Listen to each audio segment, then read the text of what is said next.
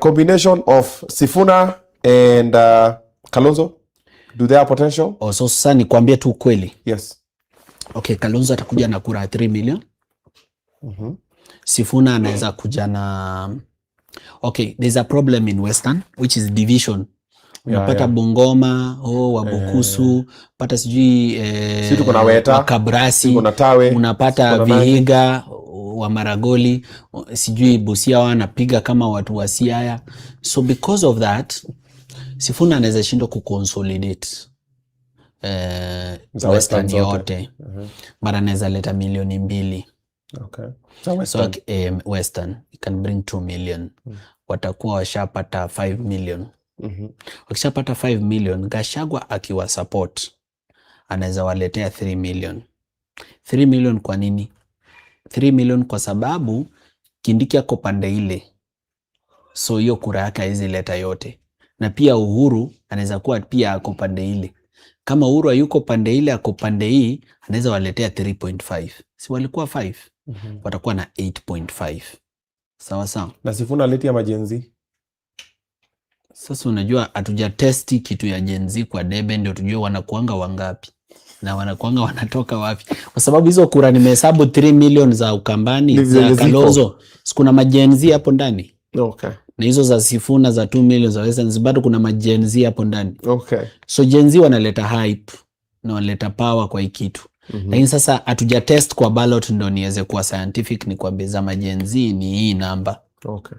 So work with the ones that tried and tested. Tried and tested 8.5. And then sasa kuna kura wataokota. Kwa mfano, Mombasa watapata kura kadhaa because of the population of Kambas and Taitas and Kambas, Taitas and Kikuyus mostly. Kwani Waluya wako Mombasa? What are you saying about? I'm beginning with the ones with more numbers. Unajua Kamba juu Mombasa ni karibu na wao. Like anatoka tu Kibwezi ameingia Mombasa. So there are more there.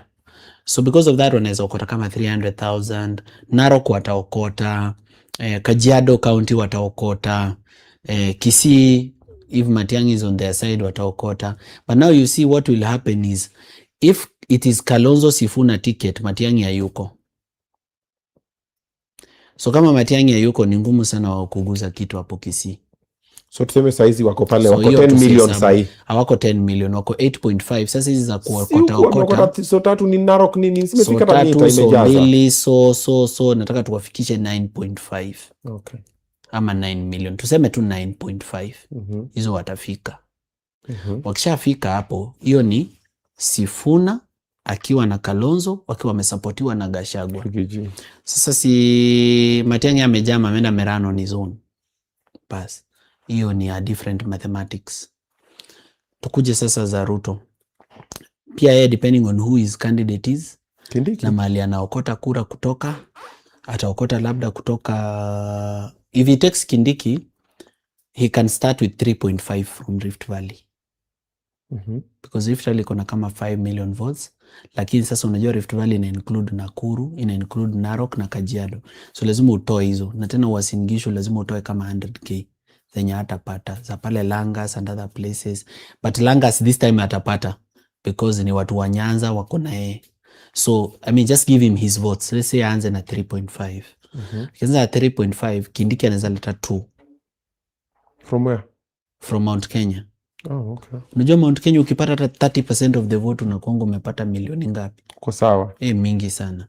So it can bring 2 from maybe Tharaka Nithi, Embu, Meru, hizo area za Mount Kenya East anaweza leta kadhaa because pia watakuwa na chunga kiti like if you are not bringing votes why should we keep you as a deputy president, so you'll have to work hard and bring. Kileta 2 ako 5.5 same place mahali wale walianzia, lakini sasa mahali ikienda tribal mahali anaweza pata advantage ni place kama Coast ukipanda hivyo paka Northeastern, because ukianza Coast kutoka kwa Salim Mvurya upande hivyo through Mombasa, upande hivyo through paka Northeastern ako na 2.5 hapo. Ukimongezea kwa ile 3.5 ako na 6. Si ndio? Si ako na 6 hapo. Akishapata hiyo 6 sasa muongeze za Nyanza. Nyanza iko na 1.9 lakini they've done a lot of work in voter mobilization, so inaweza fika kama 2 million. Luo Nyanza. ama 2.2. You believe so? Yes, imeongezeka because of the efforts of people like Raymond Omolo and other people. Inaweza kuwa imeongezeka kidogo, but now because Aluo is not on the ticket as deputy president or president, according to how we've lined it up, vote tano itakuwa chini. Tuseme sasa itakuwa kama 1 million ama 1.5. So akimpatia 1.5 ukiongeza kwa ile alikuwa na alikuwa na ngapi? Alikuwa na 5.5 kamaongeza 2.5 akafika 8. Tunamuongeza 1.5 afike 9.5. Sasa mahali wanampatia age ni hapo Western, because atagawa kidogo hapo. Akishagawa kidogo hapo, akuja agawe kidogo za Kajiado, agawe kidogo za Narok basi. Sasa unajua ushamsukuma kwa, na kule kidogo Mombasa, ushamsukuma kwa 10. So hii tribalism ndio inafanya tunashindwa kura. Yani kulingana na hiyo hesabu nimekupigia, Ruto tayari kwa 10 ama 10.5 Sasa hii tribalism, if we don't kill it before elections, hiki itatuumiza. Lakini juu tuna insist kukaa nayo, sasa chenye itafanyika ifanyike. Mimi naombea Dr. Fred Matiang'i asimame president peke yake. Upige hesabu yake. Akisimama president peke yake, hesabu yake haiwezi pigwa along tribal lines, because Matiang'i huwezi define candidate yake. Hii nimehesabu along tribal lines venye itaenda, because that's how those candidates have branded themselves, or that's how Kenyans understand them. Okay. Matiang'i, I think outside Kisii, people don't see when people see Matiang'i's face and his voice and his message, the first thing they hear is not that he's a Kisii. Like, it doesn't come out strongly. Unajua Gachagua, when you're dealing with him and when he's making his speeches and everything, it really comes out within the first 1 minute that he's a Kikuyu and he cares about Kikuyus. But now for Matiang'i, he's more Kenyan than Kisii. So ukianza kuhesabu kura zake, uwezi hesabu hivyo vile nimehesabu. He is the most unpredictable candidate. Unpredictable. Unahesabu hivi. Kila county yenye nimetaja, kama Matiang'i yako kwa ballot, anaenda akiokota. Anakaa ni kama ni kidogo anaokota, lakini anaokota kura mingi. Because if he's on the ballot, unampatia kwanza za kwao, hiyo ni 1,000,000. Alafu ukumbuke sasa wa Kisii wenye wako nje ya Kisii ni wengi kushinda wenye wako Kisii. You know that? No, the Kisii outside Kisii land are more. Wapita 1 million. Ebu wa Kisii wako Minnesota peke yake. Texas na Minnesota huko. Wako wangapi? Watavote. Na wa Kisii wa Kitale wako wangapi? So that's another million. Na wa Kisii Ubina TV Studios. Kwanza hapa sisi tuko na 4. Na wa Kasarani? Na Utawala headquarters sasa. Na Kangemi. So basically another 1 million. Wewe muongezea tu milioni yake moja safi. So 2 million. Ako kwa 2 million. Sasa unaona the rest of this country. So Uhuru haongee na watu wa Central. Sasa the rest of this country kuna wale wa Kenya wamechoka. Hadi Elgeyo Marakwet kuna Mkenya tu yeye amechoka. Unapata yes, Ruto ameokota 200,000 votes. Lakini Matiang'i amekuja hapo ameokota 100,000. Remember, mtu kupata 100,000 kwa backyard yako means ni makosa. Okay. So anaweza enda akiokota 100 upate kwa kaunti za Rift Valley pekee ashaokota 800. Upate na hapo Western tena ashaokota 500. Upate na hapo Coast hivyo ashaokota. Upate hapo Northeastern ashaokota. Why? Because Kenyans are not voting for him along tribal lines. Ni wale watu wako within the people wenye wamechoka. So akiziokota hivyo unaweza pata mtu wako hata 11,000,000. Morara. Nakwambia kweli. Morara. I'm telling you. A miracle can happen. Kwa nini umeona jamaa? Huyu ni chief campaigner wa Matiang'i. Alafu sasa fanya na manipulate conversation. Bana wakati sema guy, by the way, Matiang'i ni kama ameshinda hiki. You can win. No. Matiang'i can win that election. It depends with how Kenyans are feeling. Are they tired enough? Haya. Davido, weka poll. Davido yuko? Matiang'i, deputy yake nani?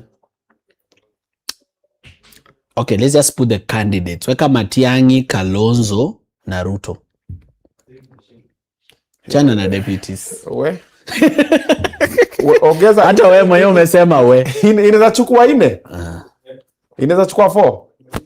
Aya, weka Sifuna pia. Ama no, fanya hivi. Weka Matiang'i, Kalonzo, Rigiji, mwingine alikuwa na Ruto, yeah, President Ruto. So President Ruto, President Matiang'i, President Rigiji, alafu President Kalonzo. Ukitaja hao watu wote, ni nani una associate na performance? Inategemea kuperform nini, kwa sababu pia kufanya tu kazi like they were given a role and they played it very well. Okay, all of them played the roles they were given, but now it comes down to favorites. When you come down to favorites, now you need to make now excuses for more. Unaweza kabati, unajua Kalonzo amefanya sana. Mtu mwingine, but Rigiji before atolewe. Mtu mwingine unajua. Okay, sababu za Kalonzo, sababu performance zake. Tukileta hapa Mkamba tu aka hapa saizi. Wewe utasikia. Unajua Kalonzo ndiye transform. Wewe atenda hata. Sasa pia venye umekampenia Matiang'i performance za Gachagua. Same thing. We bring here a guy from Central who's a Gachagua diehard. Atakubreakia down bako utakachini sema yenyewe Gachagua alifanywa mbaya. So the same way umependa Matiang'i hivyo, ndio venye kuna mtu amependa Kalonzo, Rigiji, Sifuna, If Matiang'i runs on his own for president, you can't count his votes on the basis of tribe. And that is a really fresh breath of air. Because for the first time, anaweza peleka Kenya election yenye hatuendi na tribal lines. Yenye mtu amechaguliwa tu juu amechaguliwa. Aya. Question. So we come to Borabu. Do you see President Ruto being re-elected? President Ruto being re-elected? Yes. Second term. Based on how things are now and the things they're working on. All the projects that are being worked on now. But mi sioni project ya William Ruto Borabu. Okay. Hakuna.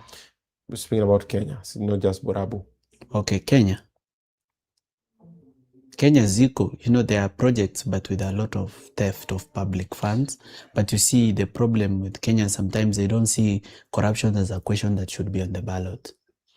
They look at the shiny things. Like people be happy with the Talanta Stadium when it costs 40 billion, when it should have costed 3 billion or maybe 8 billion.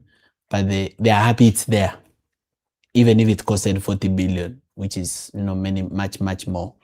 So, and towards the election, if you will be shown, if Talanta Stadium Sindioi, if Kenyans decide to vote properly, like people looking for a good leader, Ruto cannot get re-elected. Okay. If Kenyans vote along tribal lines, like sisi wa Kikuyu, sisi wa Kamba, sisi wa Kisii, then Ruto will get re-elected. Because now once umerudisha game kwa tribalism, umerudisha game kwa ball yake, it's very difficult to defeat him there. I'm not saying it's impossible. I'm saying it's difficult. Like you just made your work harder. But you see, the reason leaders do that is because the people are like that. Unajua, usiwahi blame Gachagua for his messaging. Message yake ndo watu wanataka. Wewe uitaki. But watu wa kwao, hivyo vile Gachagua anaongea, that's what they want 100%. Ongea wanasema, yay! That's what they want. So you can't blame him.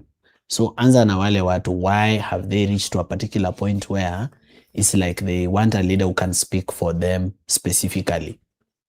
Unajua sisi tunasukuma Gachagua atuongelea Kenya mzima, but pia watu wake nao wanalia, wanasema kuna issues zenye zinatu affect sisi wenyewe. Hata si za Kenya. Sasa anza na sisi. So he's stuck between speaking for the Kikuyu community and speaking for Kenya. Okay.